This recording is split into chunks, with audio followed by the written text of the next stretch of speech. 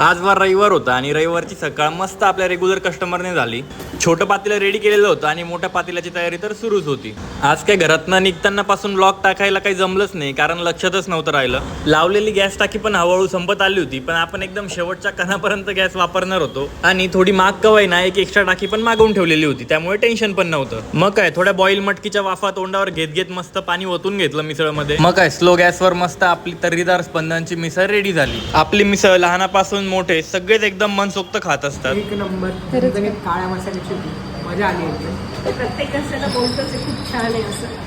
अरे वा वा वा. झणझणीत होती, हा मला काय फर्स्ट टाइम ट्राय केलं पण त्याला खूप आवडलं. भाई जवळपास 95 ते 98% कस्टमरच्या म्हणण्याप्रमाणे आपली स्पंदनची मिसळ एक नंबर आहे. पण ज्यांना मिसळ म्हणजे फक्त तिखट पाण्याची आवड असेल त्यांना आपली मिसळ आवडेल का नाही सांगता येत नाही. मग काय दरवेळेस सारखं मी जिथे दमतो तिथून पुढे माझे आई वडील चालू होतात, ते पण फार आवडीने मला मदत करत असतात. हॉटेलमधल्या थोड्याशा शांततेनंतर अचानक 5:15 परत सगळे टेबल लागून गेले. कस्टमरच्या प्लेट बघून तुम्ही नक्कीच अंदाजा लावू शकता चवीचा. मी थकलो म्हणून दीपकने काम हातात घेतलं, त्याने फटाफट झाडू मारून घेतला आणि मयूरनी बोर्ड मध्ये आणून बाकीचे काम आवरले. सध्या नाशिक मधील वृक्ष तोड तर तुम्हाला माहितीच असेल. माहित नाही इतकं करणं गरजेचं आहे की नाही, पण पुढे जाऊन आपल्या सगळ्यांना याचे फार वाईट परिणाम भोगावे लागणार आहेत.